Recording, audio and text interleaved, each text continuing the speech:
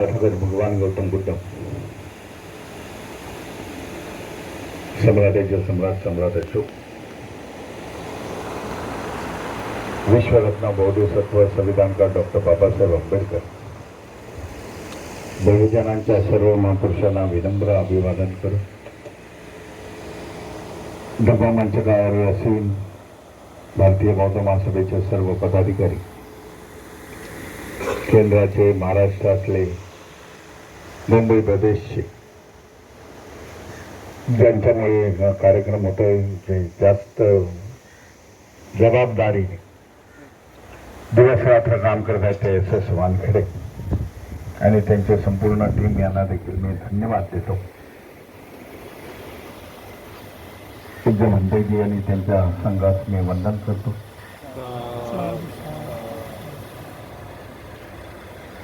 वैशाख पौर्णिमेच्या 2570व्या जयंतीच्या वैशाख पौर्णिमा त्याच्या मी सगळ्यांना हार्दिक हार्दिक शुभेच्छा देतो. कालचा जो कार्यक्रम झाला ज्याच्याबद्दल बरेचसे जण गेले कार्यक्रमाचं आयोजन हे 2 महिन्यापासून सुरू होतं आणि हे संपूर्ण भिंतेगिरी ही संकल्पना माझ्यासमोर मांडली आणि भारतीय बौद्ध महासभा आणि विश्वदानंद फाउंडेशनच्या वतीने इंग्रजी आपण हा कार्यक्रम घेऊ. दीप महोत्सवाची सुरुवात करू या देशामध्ये आणि त्याच्यानंतरच आम्ही या चैत्यभूमीमध्ये एक लोगो 1 महिन्यापूर्वी लोगोच्या माध्यमातून लोगोचं उद्घाटन केलं. लोगो सगळ्यांकडे सर्क्युलेट केला. त्याच वेळेला माझी बाईक देखील गेली आणि संपूर्ण देशभरामध्ये गेलेली. त्यावेळेला देखील इथे सामने शिबिराचं आयोजन करण्यात आलं होतं. तो दिवस होता. एक विचार ह्याच्या मागचा होता की भगवान गौतम बुद्धाची वैशाख पौर्णिमा ही चांगल्या प्रकारे ह्या देशामध्ये सुरुवात व्हावी. ही जयंती नेहमी वैशाख पौर्णिमा नेहमी 14 एप्रिलच्या नंतर येते. जास्तीत जास्त लोक जयंतीमध्ये डॉक्टर बाबासाहेब आंबेडकरांच्या जयंतीमध्ये असतात आणि गल्लीपासून तर अगदी दिल्लीपर्यंत असं म्हणायचं झालं तर संपूर्ण जगामध्ये देशामध्ये होते जगामध्ये होते. आणि त्याच्यानंतर आलेली वैशाख पौर्णिमा तेवढं लक्ष दिलं जात नाही, तेवढ्या उत्साहामध्ये होत नाही. पण ही देखील वैशाख पौर्णिमा साजरी करावी लोकांनी दीपोत्सवाच्या माध्यमातून. दीपोत्सवाला त्याचा ऐतिहासिक असे पुरावे आपल्याला सापडलेले आहेत. हा दुसऱ्या तिसऱ्याचा कोणाचा नसून हा बौद्धांचा आहे. मी माझ्या व्हिडिओमध्ये देखील म्हटलं होतं. ते उद्देश होता कालचा की जास्तीत जास्त लोक जोडावे. आणि त्याच्यानंतर हा कार्यक्रम झाल्यानंतर आज बरेचसे फोन आले उत्तर प्रदेशामधून कि हम लोग ने भी दीप महोत्सव की शुरुआत की है. पहिला टप्पा आहे. हळूहळू हा देखील ज्या बौद्ध राष्ट्रामध्ये वैशाख पौर्णिमा साजरी केली जाते ती वैशाख पौर्णिमा या देशामध्ये देखील मोठ्या संख्येने होईल याबद्दल काही दुमत नाही असं मी समजतो. मी आपल्या सगळ्यांचं संघाचं मी चांगल्यापैकी अभिनंदन करेन. काल असं घडलं की ज्या भिक्खूंना आम्ही बोलवण्यात आलं होतं की राजगृह ते चैत्यभूमी चालत येते त्या संख्येने हे भिक्खू आले नाहीत. मग आयत्या वेळेला संघ आपला भारतीय बौद्ध महासभेचा मी बोललो भंतेजी अभी रुक जाओ यहाँ, मैं व्यवस्था करता हूँ क्योंकि हम लोग ने अनाउंसमेंट पहले से ही कर दी है. मग तुम्हा सगळ्यांना संघाला तिथे राजगृहापासून तुम्ही इथेपर्यंत चालत आलात. मी देखील चालत होतो परंतु बनते मोठे बनतेजी विश्वनानंद बोलले भीमरावजी 9 तो बच के 10 वाजता आपल्याला कार्यक्रम बंद करायचा होता. 1 मे आहे आज, आणि त्यामुळे महाराष्ट्र सरकारचं कार्यक्रम ह्या शिवाजी पार्क मैदानामध्ये होतं. म्हणून आपल्याला फक्त वेळ त्यांनी 1 वाजण्यापूर्वीचीच दिली होती. 12 वाजता दीपोत्सव करा आणि 1 वाजता संपूर्ण परिसर खाली करून आम्हाला पुन्हा एकदा सिक्युरिटी डिप्लॉय करण्यासाठी आम्हाला द्या, असं प्रकारे होतं. परंतु पुढच्या वर्षी ह्याच्यापेक्षा चांगलं नियोजन करू. नियोजन चांगलं होतं. बऱ्याचशा लोकांचे फोन आले, अतिशय खर्चिक असे खर्च केला होता. हे सगळं कालचं जे स्टेज वगैरे, लाईट सिस्टीम, भगवान गौतम बुद्धाची प्रतिमा, हे सगळं फिल्म सिटीमध्ये बनवण्यात आलं होतं. आणि त्याच्यामुळे ते खूपच आखीवानी रेखो होते. लोकांनी देखील चांगला प्रतिसाद दिला. 12 वाजेपर्यंत लोक येत होते. आणि एक चांगला संदेश कालच्या वैशाख पौर्णिमेच्या पूर्वसंध्येला लोकांना देण्याचा प्रयत्न केलेला. ज्या चांगल्या गोष्टी होत्या त्या दुसऱ्यांनी घेतल्या, म्हणजे बौद्ध धर्मातल्या, आणि त्या लोकांना आता त्यांच्या वाटू लागलेल्या आहे. म्हणून आपला जो इतिहास आहे, आपला जो उत्सव आहे, आपल्या ज्या काही प्रथा आहेत, ह्या सगळ्या बौद्ध धर्माच्या प्रथा आपण आपल्याकडे घेणार. आणि म्हणून काल मी त्या मंचकावरून बोललो, बाबा ज्या काही आमच्यात दीप महोत्सव असेल, शांतीचा संदेश आहे, हे जे आमचं काम आहे ते भारतीय बौद्ध महासभा आणि धम्माच्या माध्यमातून आम्ही करत आहोत. काही लोकांना खटकलं, त्याचे पण देखील मला फोन आले की बीजेपीचे काही लोक मंचकावरती आले होते. हा धार्मिक स्टेज आहे, कोणीतरी मला वाटतं त्या प्रकारे त्याचे प्रयत्न केले होते. परंतु जेव्हा एखाद्या राजकीय पक्षाचे मोठे सत्ताधारी आहेत, त्यांना खालती बसून जमणार नाही, त्यांना देखील वरती बोलवण्यात आलं की हा जर राजकीय स्टेज असता तर आपण त्यांना बंदी आणली असते. परंतु हा धार्मिक स्टेज आहे आणि धार्मिक स्टेजमध्ये अशा प्रकारचं होणं गत्यंतर नाही, असं मी तरी समजतो. कारण बाबासाहेबांना अभिवादन करण्यासाठी सगळे जो आज प्रोटोकॉल महाराष्ट्रामध्ये ठरलेला आहे की महाराष्ट्राचं संपूर्ण मिनिस्ट्री हे ते राज्यपालापासून ते खालच्या साध्या राज्यमंत्र्यापर्यंत येतात.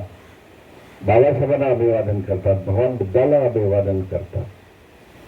त्यांना आडकाठी करू नये असं माझं तरी म्हणणं आहे. हा काही राजकीय स्टेज नव्हता आणि राजकीय कोणी भाषणं केली नाही. म्हणून बनते राहुल गांधी झाले, त्याच्यानंतर आलेले समाज कल्याण मंत्री केंद्राचे ते झाले,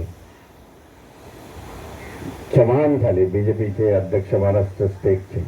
ह्यांना कोणी बोलवलं नव्हतं, पण आले, त्यांचा सत्कार करणं, त्यांना नाउचित मान देणं हे आपलं कर्तव्य आहे असं मी समजतो. म्हणून त्याच्याबद्दल जो चुकीचा संदेश आज ट्रोलिंग बिलिंग होत आहे ते होणं बरोबर नाही असं मला वाटतं. त्याच्याकडे लक्ष देऊ नये. परंतु पुढच्या वर्षी ह्या ज्या काही गोष्टी घडलेल्या आहेत त्याच्यापेक्षा जास्त मोठ्या संख्येने काम करू. येणारा वर्ष हे आपल्यासाठी महत्त्वाचं आहे. समता सैनिक दलासाठी महत्त्वाचं आहे. 100 वर्ष होत आहेत. महाडचा 14 स्थळाला 100 वर्ष होत आहेत. बाबासाहेब आमदार झाले त्याला 100 वर्ष होत आहेत. या सगळ्यांचं एकच नियोजन इथे समता सैनिक दलाच्या वतीने मी नागपूरमध्ये घोषणा केली होती, मुंबई जेव्हा दीक्षाभूमीवरती करू, पण मुंबईमध्ये पण करू आणि दीक्षाभूमीवरती करू. कारण तिथील लोकांचा मी जेव्हा गमी भवनमध्ये मिटिंग घेतली तेव्हा जे तिथे करत असाल तर इथे देखील करा, ती आपण मान्य केलेली आहे. पण पहिला कार्यक्रम हा मुंबईमध्ये होईल, त्याच्यानंतर दीक्षाभूमीवरती होईल. त्याच्यासाठी तयार राहणं गरजेचं आहे. लाखो लोक आपल्याला शिवाजी पार्क मैदानामध्ये बोलवणं, संचलन करणं समता सैनिक दलाचं, ह्या गोष्टी आपण टप्प्याटप्प्याने सुरुवात करत आहोत. दीप महोत्सव आहे, त्याच्या आधी सम्राट अशोकांची जयंती आपण मोठ्या संख्येने केली. सम्राट अशोकाची प्रतिमा आपल्या प्रत्येक आता धार्मिक कार्यक्रमामध्ये भगवान गौतम बुद्ध बाबासाहेबांनी सम्राट अशोकाच्या प्रतिमा लागते आणि धार्मिक कार्यक्रमाची सुरुवात होईल. त्याचे परिणाम आज चांगले दिसत आहेत. मोर्याजी इथे बसलेले आहेत, त्यांनी माझं खूप अभिनंदन केलं. त्याचबरोबर उत्तर भारतामध्ये देखील चांगल्या प्रकारे झालं. मागच्या 26 तारखेला मागच्या 17 तारखेला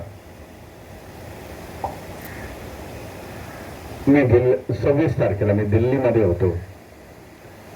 रविदासी लोकांनी जयंतीचा कार्यक्रम, डॉक्टर बाबासाहेब आंबेडकर रविदास जयंती, कबीर जयंती, सम्राट अशोक जयंती, अशा 4ही जयंत्यांसाठी मला तिथे बोलवण्यात आलं होतं. हे मला वाटतं चांगल्यापैकी परिणाम आहे. पॉझिटिव्ह अप्रोच घेऊन आपण आज चाललेलो आहे, म्हणून समाज आज आपल्याशी जोडलेला. तो समाज जो आहे सैन्य समाज, की ज्याचं भवनच जवळजवळ काही कोटी रुपयाचं आहे.